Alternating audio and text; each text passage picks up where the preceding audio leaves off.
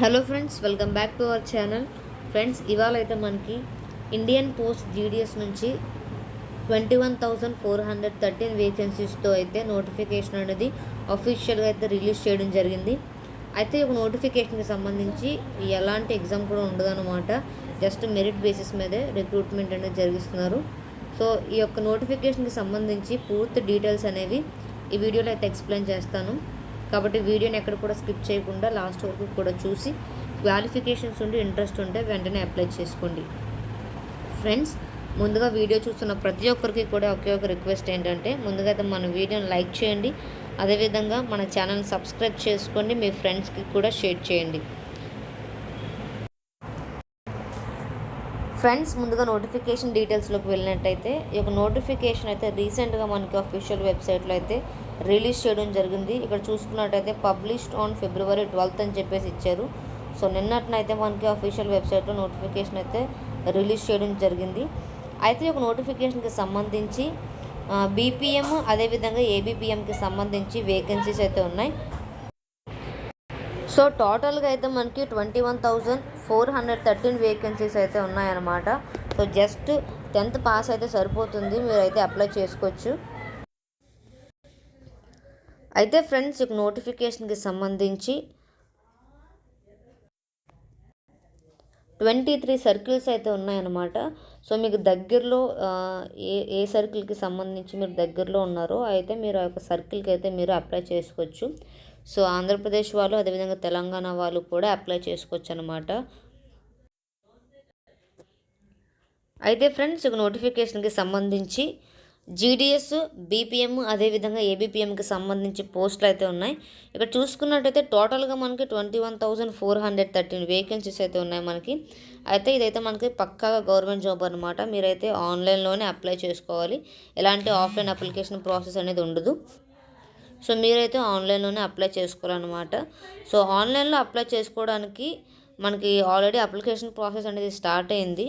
మీరైతే ఆన్లైన్లో అప్లై చేసుకోలేనట్టయితే వెంటనే వెళ్ళి అప్లై చేసుకోండి. అయితే ఈ నోటిఫికేషన్కి సంబంధించి అప్లై చేసుకోవడానికి లాస్ట్ డేట్ వచ్చి మనకి 3rd March అనమాట. సో March 3rd లోపే మీరైతే ఆన్లైన్లో అప్లికేషన్స్ అనేవి సబ్మిట్ చేసుకోవాలి. జస్ట్ మీరు 10th పాస్ అయితే చాలు.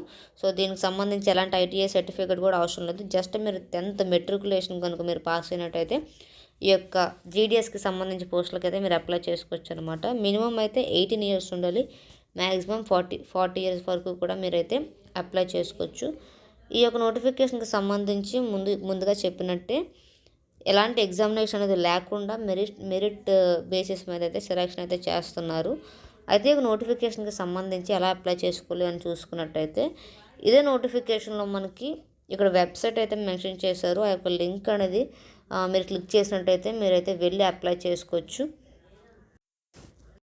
ఒకవేళ ముందుగా మీరు అప్లై చేసేసి ఇన్కేస్ మీరు ఎలాంటి చేంజెస్ చేసుకోవాలి అనుకున్నట్టయితే మీ యొక్క అప్లికేషన్ అనేది మళ్ళీ ఎడిట్ చేసుకోవచ్చు అనమాట.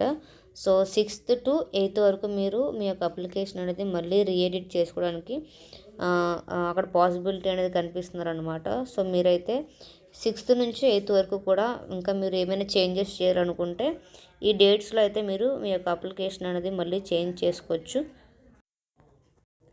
ముందుగా అయితే ఇక్కడ స్టేట్స్ వైజ్గా అయితే వేకెన్సీస్ అయితే ఇక్కడ మెన్షన్ చేశారు.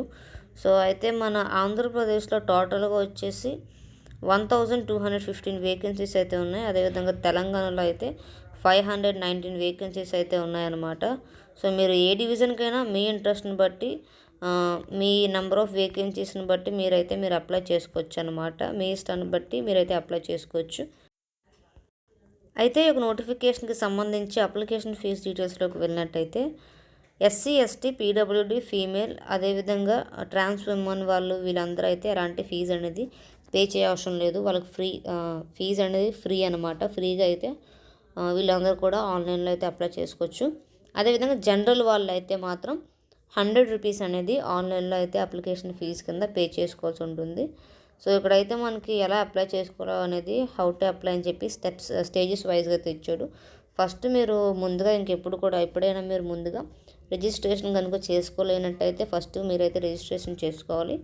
దాని తర్వాత మీ యొక్క ఫీజు అనేది పే చేసిన తర్వాత మీకు ఆన్లైన్ అప్లికేషన్స్ అనేవి మీరు ప్రింట్ తీసుకోవాలన్నమాట ఫర్దర్గా రిఫరెన్స్ పెట్టుకోవడానికి.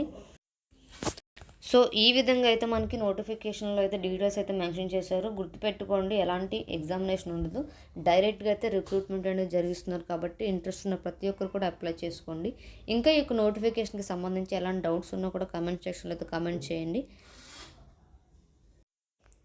ఫ్రెండ్స్. ఇంకా మీ యొక్క ఫ్రెండ్స్కి ఎవరికైనా తెలియలేనట్టయితే మన ఛానల్ అయితే వాళ్ళకి సజెస్ట్ చేసి ఈ వీడియోని కూడా వాళ్ళకి షేర్ చేయండి.